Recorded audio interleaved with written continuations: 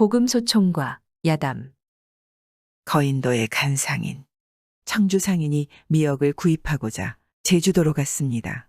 어떤 남자가 땅을 짚고 뒤뚱뒤뚱 다가와 배 아래에 이르러서는 손으로 배 모서리를 잡고 뛰어올랐습니다. 그 남자는 백발에 비해 젊어 보였는데 다리가 없었습니다. 상인이 물었습니다. 영감님은 어찌하여 두 다리를 잃었습니까? 내가 소시적 바람에 표류를 했는데 그때 물고기에게 두 다리를 잃었지요. 자세한 이야기를 듣고 싶군요. 그러자 그가 사연을 이야기해 주었습니다. 그때 표류하다 한 섬에 이르렀습니다. 바닷가에 높은 문이 달린 큰 집이 있었어요. 배에는 20명 남짓 타고 있었는데 여러 날 표류하는 바람에 배가 몹시 고프고 목도 말랐지요. 일제히 배에서 내려 그 집으로 들어갔어요. 그 집에 사람 하나가 있었는데 키가 10자이고 허리는 10여 아름은 될 것 같았지요. 얼굴은 검고 눈은 깊이 파인 고리 같았어요. 그가 하는 말은 당나귀 새끼 소리 같아 알아들을 수가 없었지요. 우리가 입을 가리키며 마실 것을 청하자 그놈은 말도 없이 바로 대문을 굳게 닫아 걸었죠. 그러고는 뒷마당으로 가서 뗄나무 한 짐을 가져와 마당 가운데 쌓아두고는 불을 붙였습니다.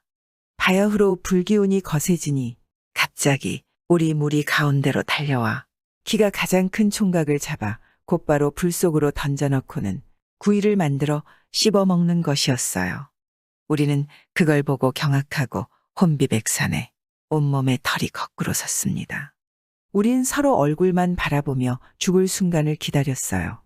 그놈은 먹던 걸 다 먹고 마루로 올라가 단지를 열어 마음껏 마셨는데 분명 술이었을 것입니다. 그걸 다 마시고서는 난잡한 소리를 냈지요.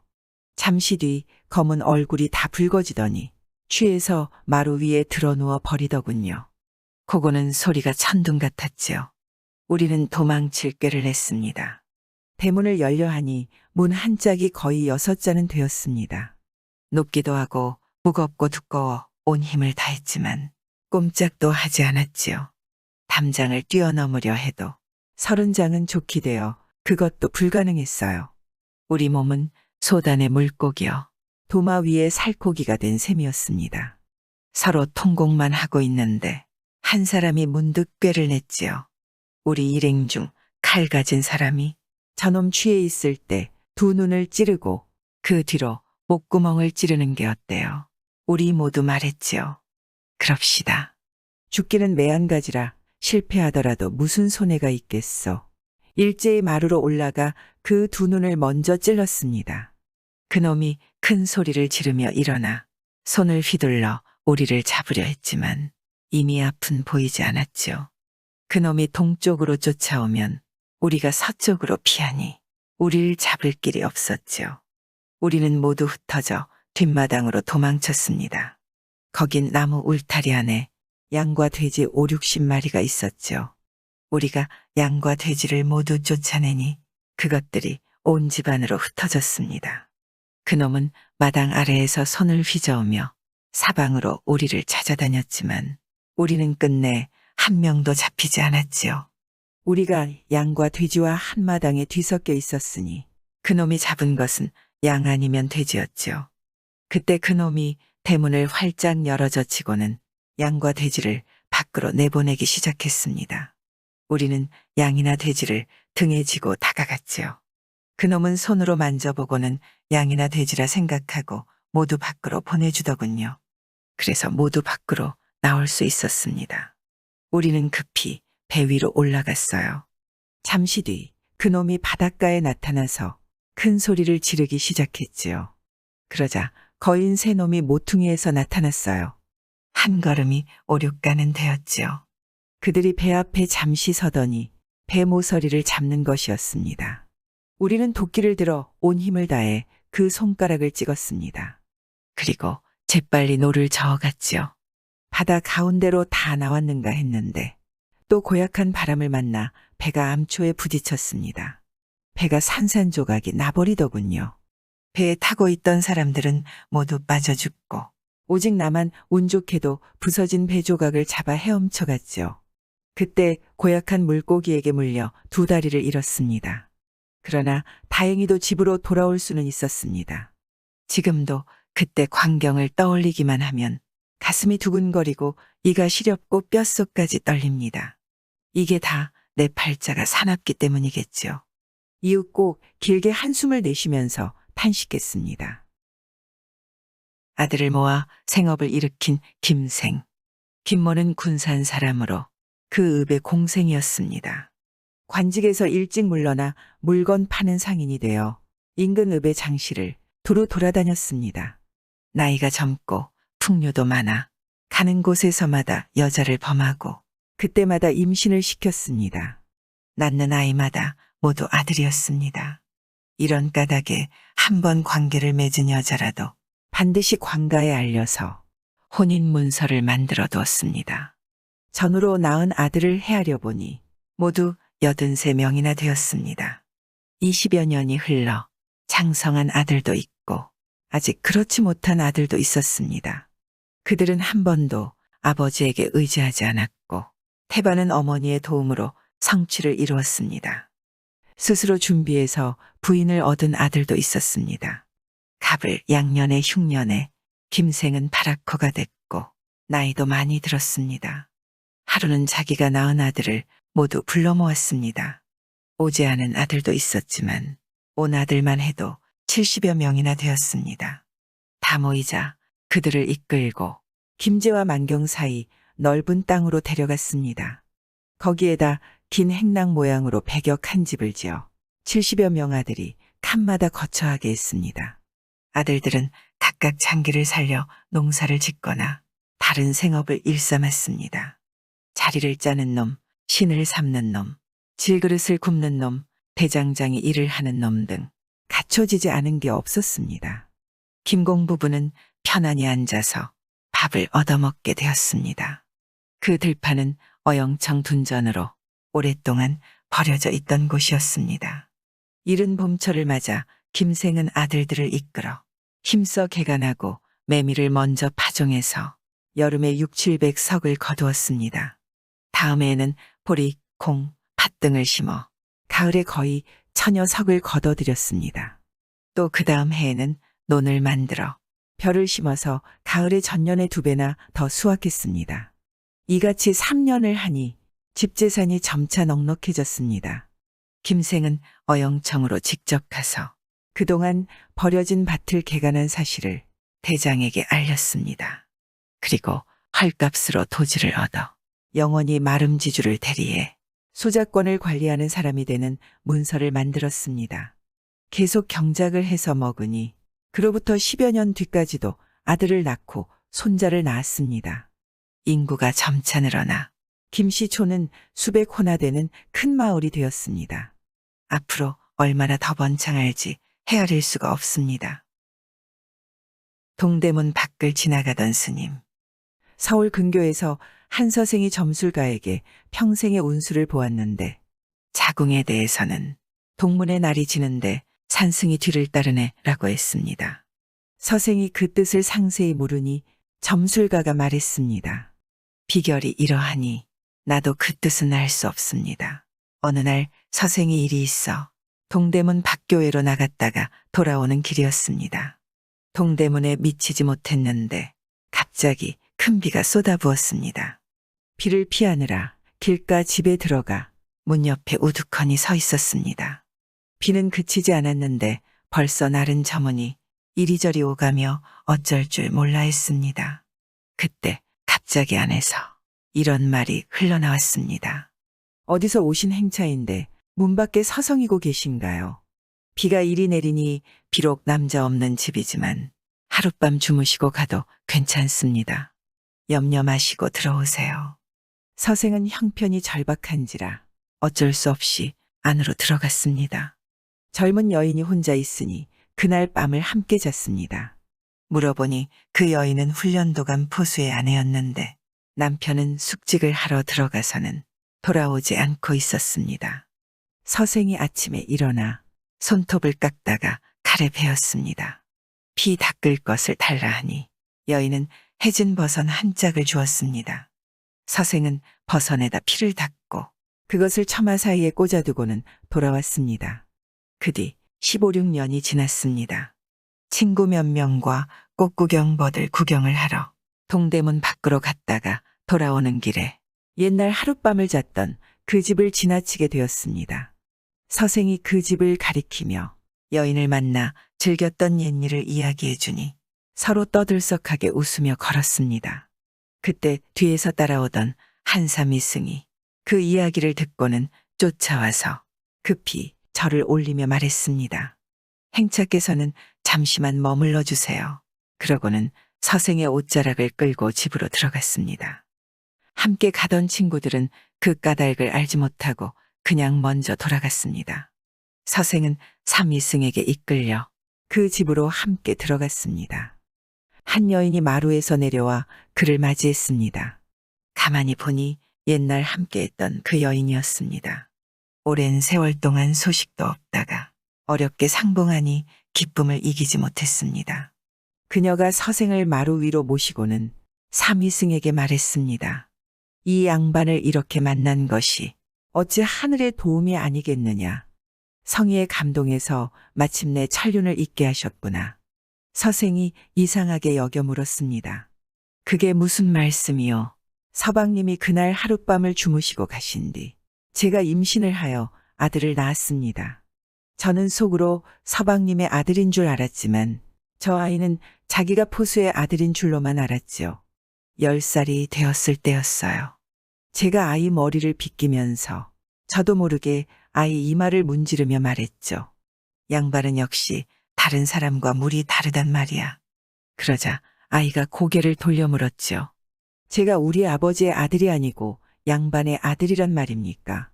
제발 저를 낳아주신 아버지가 누구인지 가르쳐 주세요. 내가 실없는 말을 했다하니 저 아이는 울며 아무것도 먹으려 하지 않았지요. 그리고 매일 제 말에 근본을 캐니 제가 어쩔 수 없이 옛일을 상세히 이야기해 주었죠. 그 이야기를 듣자 아이는 머리를 깎고 스님이 되어 생부가 계신 곳을 찾아다녔습니다. 오늘 결국 만나게 되었으니 이야말로 천륜에서는 도망갈 수 없다는 이치이며 하늘이 성의에 감동한 게 아니겠습니까? 또 말했습니다. 서방님께서는 옛날 손톱 깎을 때의 일을 기억하시나요? 기억하고 있어. 내가 그때 떨어진 버선에다 피를 닦고 그 버선을 처마 사이에 꽂아두었는데 아직도 그게 거기에 있을까? 그러고는 일어나 처마 사이에서 그걸 찾아냈습니다. 그러니 더욱더 의심할 여지가 없었습니다. 마침내 함께 돌아가 삼이승은 머리를 기르고 다시 속인이 되어 뜻한 바를 이루었습니다. 이로 보건대 점술가의 설을 믿지 않을 수 없다 하겠습니다. 서생은 자식이 없다가 자식을 얻었고 삼이승은 아버지가 없다가 아버지를 찾았으니 그것은 하늘이 정해놓은 운명이었던 것입니다.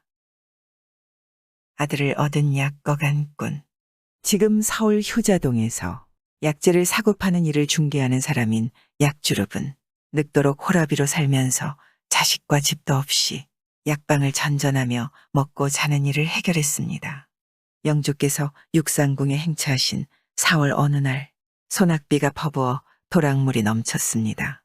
임금 행차를 구경하러 나온 사람들이 비를 피하려고 약방으로 몰리니 방 안과 처마 밑은 사람들로 빽빽했습니다. 이때 약주룹도 방 안에 있다가 문득 이렇게 말했습니다. 오늘 내린 비가 내가 소시적 세제를 넘던 때의 비 같구려. 옆에 있던 사람이 물었습니다. 비에 어찌 고금이 있단 말이오. 그때 가히 웃을 만한 일이 있어 지금까지 잊지 못하고 있지요. 옆 사람이 말했습니다. 사연을 들을 수 있을까요? 모년 여름이었지요. 외왕년이 떨어져 내가 빠른 걸음으로 동래부에 가서 사오려 했지요. 정오 무렵에 세제를 넘는데 점사를 지나 외진 곳에 이르자마자 갑자기 소낙비가 쏟아져 지척을 분간할 수가 없더라고요. 우왕좌왕 비 피할 곳을 찾다가 산기슭에 초막집이 있는 걸 발견하고 곧바로 달려들어갔죠. 거기에 한 노처녀가 있었어. 내가 우선 옷을 벗어 짰는데 처녀가 옆에 있으면서 피하지도 않더군요. 갑자기 마음이 동해서 관계를 가졌죠. 처녀도 난색을 보이지 않더군요. 조금 뒤 비가 그치길래 나는 처녀가 사는 곳도 묻지 않고 떠나버렸죠. 오늘의 비가 정녕 그때의 비와 같아서 생각이 났던 것입니다. 갑자기 처마 밖에서 평두건을 쓴 아이가 곧장 마루로 올라왔습니다. 그리고 이렇게 물었습니다. 조금 전 세제의 비 이야기를 하신 분이 어느 분이신가요? 옆 사람이 그를 가리키자 그 아이는 즉시 절을 올리고 말했습니다. 오늘에서야 비로소 아버지를 만나게 되었으니 하늘이 준 행운입니다. 옆에서 지켜보고 있던 사람들이 모두 의아해했습니다. 약주름 역시 이상하게 여겨 물었습니다. 그게 무슨 말이냐? 그 아이가 말했습니다. 아버지의 몸에 표식이 있다고 들었습니다. 잠시 옷을 벗어 보여주시겠습니까? 옷을 벗으니 아이가 뒤쪽 허리 아래를 살폈습니다. 아이는 더욱 의심할 여지가 없다는 생각으로 말했습니다. 우리 아버지가 틀림없습니다. 모여 앉은 사람들이 말했습니다. 그 이유를 좀 들어보자. 제 어머니께서는 젊었을 적 초막집을 지키고 계셨죠. 비가 내리던 날 길손과 한 번 일을 치르고 나서 바로 임신하시어 저를 낳으셨답니다. 제가 점점 자라나 말을 배우게 되었는데 이웃 아이들은 모두 아버지가 있어 아버지를 부르는데 저는 아버지라 부를 아버지가 안 계셨죠. 그래서 어머니께 자세히 물었더니 어머니께서 말씀해 주신 이야기가 아까 아버지께서 하신 이야기와 똑같습니다. 또 그때 어머니께서 언뜻 보셨다는데 아버지 왼쪽 볼기에 검은 사마귀가 하나 있다고 하셨지요.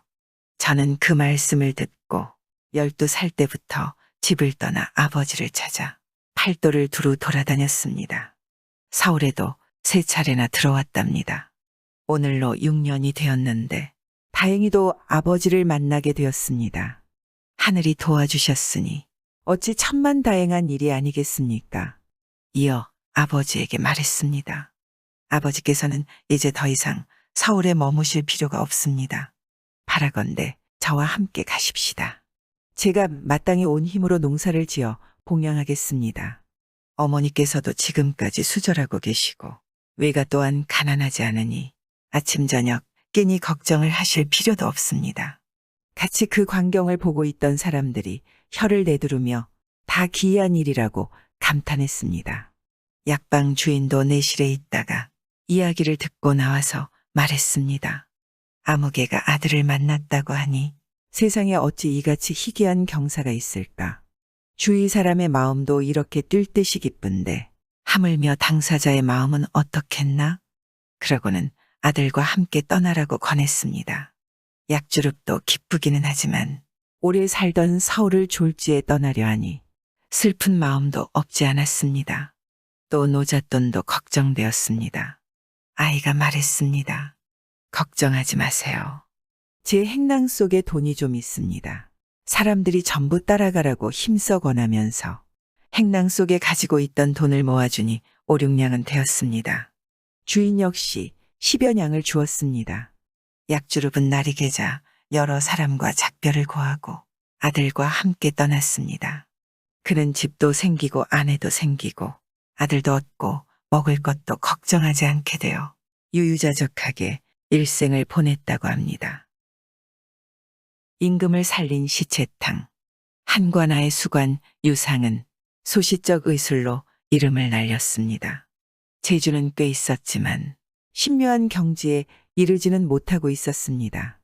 때마침 책실 자격으로 영남 관찰사를 따라가 여러 달을 머물렀습니다. 그러나 하는 일이 별로 없어 무료하기만 해서 관찰사를 뵙고는 돌아가겠다고 했습니다. 관찰사는 즉시 허락하고 타고 갈 노새와 그것을 끌어줄 종을 마련해 주었습니다. 금호강을 건너고 오암창에 못 미쳤을 때 종이 똥을 누고 오겠다며 고삐를 유상에게 넘겼습니다. 이 노새는 매우 잘 놀라 날뛰니 조심해서 단단히 잡고 계십시오. 유상이 우연히 채찍을 들어 올렸다가 노새를 한 번 내리치게 되었는데 노새가 놀라 내닫기 시작했습니다. 산을 넘고 개울을 건넜지만 그 기세를 막을 수가 없었습니다. 유상이 바짝 정신을 차리고 안장을 단단히 잡아서 다행히 땅에 떨어지지는 않았습니다. 노새는 잠시도 멈추지 않고 하루 종일 달려나갔습니다. 지나치는 곳마다 산과 계곡의 험한 길이었습니다. 날이 저물 무렵 고개 하나를 넘어서는 어느 집 앞에 멈추었습니다. 집안의 노인이 그 아들을 불러 말했습니다. 손님이 노새를 타고 오셨다. 노새를 끌어다 잘 먹여라. 손님께도 저녁을 준비해드려라. 하루 종일 어지럽게 시달린 유상은 다행히도 노새가 멈추어 정신을 수습할 수 있었습니다. 노새에서 내려 마루로 올라가 주인과 인사를 나누었습니다.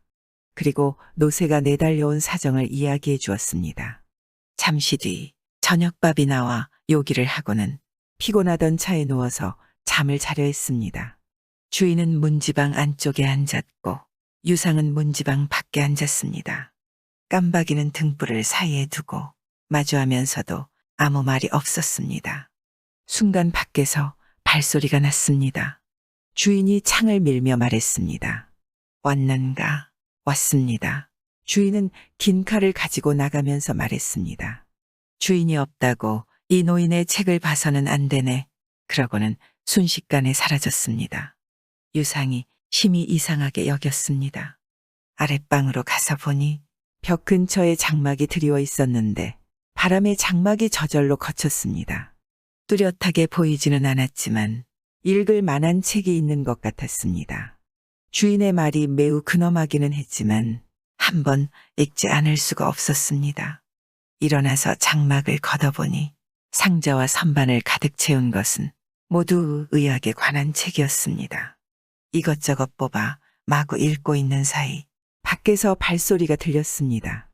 즉시 책들을 다시 넣어두고 물러와 앉았습니다.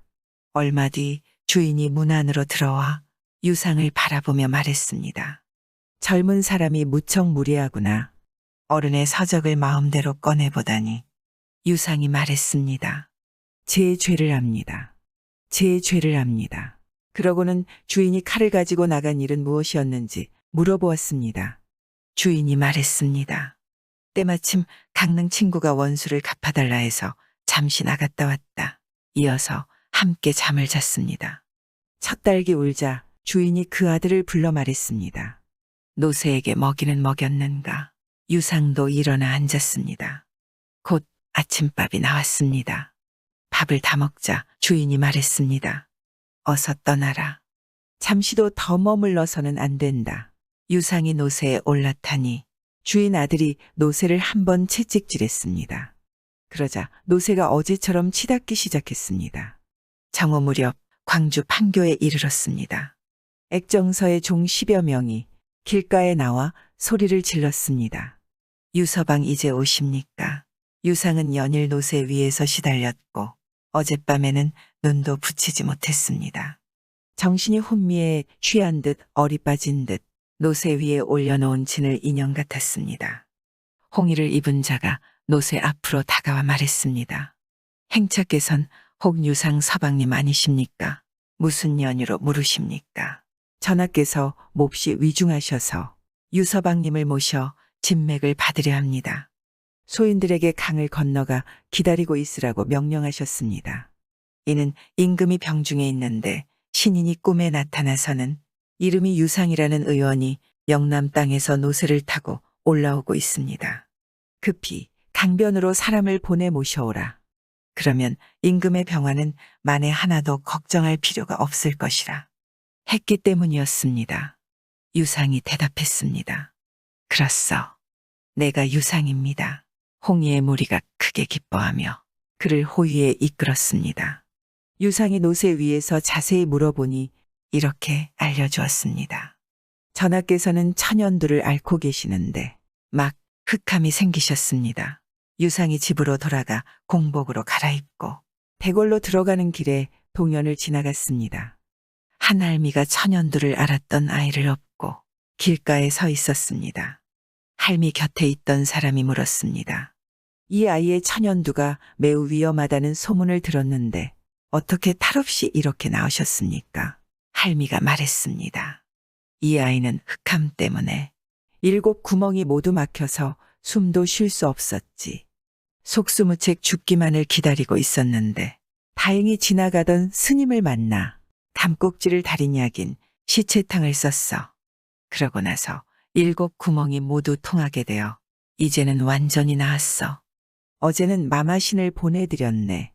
유상이 말을 세우고 들어보니 시체탕을 운운했는데 그것은 어젯밤 산중에서 본 책에도 있는 내용이었습니다. 임금을 뵙고 증세를 진맥하니 아까 할미가 업고 있던 아이의 천연두와 같은 증세였습니다. 그래서 시체탕 처방을 내드렸습니다. 때는 4월로 감꼭지는 내의원이라도 구하기가 어려웠습니다. 그때 남촌에 한 선비가 있었는데 한 칸 집을 지어 무기당, 즉 아무것도 버리지 않고 보관하는 집이라 이름을 걸고는 천하에 쓸모없는 물건들, 가령 못 쓰는 빗자루나 깨진 바가지까지 모두 거두어 보관하고 있었습니다. 무기당에서 감꼭지 한 마를 구해와 시체탕 한 첩을 다려드렸더니 임금의 병환이 나았습니다. 유상은 명의로 이름을 날리게 되었습니다. 이로 보면 노인과 할미 모두 이인의 무리일 것입니다. 노새가 달아난 것이나 신인이 꿈에 나타난 것이나 하늘이 그렇게 되게 하지 않은 것이 없으니 기이하고 기이하구나. 덕을 베풀어 아이를 살린 이생. 서산 동아미 씨는 무인 집안 중 큰 집안이었습니다. 그 몇 대조 선조 중에 후덕한 군자가 있었습니다. 가을날 대청에 앉아 타작을 감독하고 있었는데 일산을 쓴 풍채 좋은 관원 한 사람이 문 쪽으로 오고 있었습니다. 자세히 보니 작고한 친구였습니다. 친구가 들어와 자리를 잡고 인사를 하자 이생이 물었습니다. 자네는 모년에 이미 황천객이 되었는데 오늘 위풍을 크게 떨치며 이렇게 오다니 자네 아직 인간 세상에 있는가? 내가 인간 세상을 떠난 지 오래되었네. 죽고 나서 명부에서 벼슬을 하게 되었지. 오늘은 서신차사로 호남 땅으로 가는 길이네. 내포에 이르러 평소 정이 생각나. 그냥 지나치지 못하고 잠시 들렀다네. 자네가 이미 천연두를 다스리는 벼슬아치가 되었으니 평소 관대하고 후덕한 자네의 성품으로 보아 악착같이 일을 하지는 않겠지. 물은 남의 집 귀한 자식, 압이 없거나 엄이 없는 자식, 영리한 자식, 장래가 촉망되는 자식들은 비록 용서하기 어려운 사연이 있다 하더라도 정성을 다해 용서하고 살려주어 덕을 베푸는 게 좋겠어. 정말 그래 주게나. 두시는 몇 마디 주고받고서 홀연 떠나가며 말했습니다. 돌아가는 길에 또 들르겠네. 마당 가득히 타작을 하던 사람들은 아무도 그를 보지 못했으니 이생 혼자만 보고 이야기를 나눈 것이었습니다. 동짓달이 되자 과연 두신이 또 들렀습니다. 말과 수레에 실은 것이 제법 많았습니다. 이생이 한참 이야기를 나누다가 따라온 사람들을 보니 그 중에 나이가 12세 살쯤 되는 남자아이가 있었습니다. 골격과 용모를 보니 귀한 집 아이인 것 같았고 장래가 촉망되는 상이었습니다. 그러나 등에 지고 있는 짐이 무거워 고통스러운 표정이 역력했습니다. 이생이 물었습니다. 저 아이는 누구 집 아들인데 저렇게 고생을 하는가? 두신이 대답했습니다. 저 아이는 호남 모읍 김씨 집 아이인데 사정이 불쌍하고 가련하기는 하지만 우리 실정이 워낙 안 좋아 어쩔 수 없이 잡아가는 것이네. 이생이 말했습니다. 그 이유나 들어봄새. 저 아이는 형제가 없는 외동이지 3대 과부의 자식이기도 하고 그 집도 가난하지 않고 나 역시 측은히 여겨 순한 병만 주고 별 잡탈 없이 떠나려 했네. 그런데 송신하는데 선물이 너무 많았다네. 저승의 관례상 하나도 남김없이 다 수송하지 않을 수가 없어. 일행 중에 다른 말이 없고 또 짐을 질 사람도 없으니 부득불 저 아이를 짐꾼으로 잡아가게 되었다네. 이생이 말했습니다. 참 안타깝네 그려. 자네가 어찌하여 이와 같이 차마 하지 못할 짓을 하게 되었는가. 저 아이 집에서는 두신이 무사히 나가주시는 것에 감사해서 보답하는 마음으로 선물을 풍성하게 올렸지. 그런데 그 선물을 받고서 오히려 아이를 잡아가니 자네의 인자하지 못함이 어찌 이리도 심한가. 우리 집에 말 한 필이 있으니 지금 당장 주겠네. 아이 짐을 대신 지게 하고 아이는 본가로 보내줄 수 있겠나. 두신이 대답했습니다. 그렇게 하세. 무슨 어려움이 있겠나. 그러자 이생은 마구간에서 말 한 필을 끌고 왔습니다. 잠시 뒤 말이 죽었습니다. 두신은 아이가 지고 있던 물건들을 말 등에 옮기고 아이는 보내주었습니다. 이어서 작별 인사를 하고 떠나니 홀연 보이지 않았습니다. 몇 달 뒤 이생이 한가롭게 앉아 있는데 부인이 탄감하가 문 안으로 들어왔습니다. 이생이 이상하게 여겨서 물으니 전라도 모읍 김생가의 안 사람이라 했습니다. 그 까닭을 물으니 이렇게 답했습니다. 저희 집 아이가 주인 댁에 은택을 입어 다행히 회생했습니다. 바라건대 이 댁의 몸을 의탁해 함께 살려고 아이를 데려왔습니다. 이생이 말했습니다. 어떻게 그 일을 이리도 훤하게 하시오. 우리 아이가 무사히 천연두를 겪고 송신을 했는데 갑자기 기가 막혀 죽었습니다. 초빈을 하고 며칠이 지났는데 초빈에서 연기 같은 기운이 일어났지요. 가서 파본이 어물했던 줄이 모두 풀어지고 아이가 갑자기 일어나 앉아서는 두신이 서산동암 이생원님 댁에 들어가 말을 주고받은 일과 우리 아이 대신 말을 보낸 일을 역력히 이야기해 주었습니다. 그 어머니와 할머니가 이공의 은덕에 깊이 감격하여 뼈에 새겨 있지 못했습니다. 아이를 데려오고 집안의 온 물건을 다 옮겨와 의탁할 곳으로 삼고자 합니다. 이생은 개울을 사이에 두고 인접한 곳에 집을 마련해 주고 아이에게는 일시 성을 주었습니다. 그 후예들이 번성해서 오늘날 큰 가문이 되었습니다. 이에 따라 동아미 씨에는 천좌와 천우 두 파가 생겼다 합니다. 구독과 좋아요, 알람 설정 부탁드리옵니다.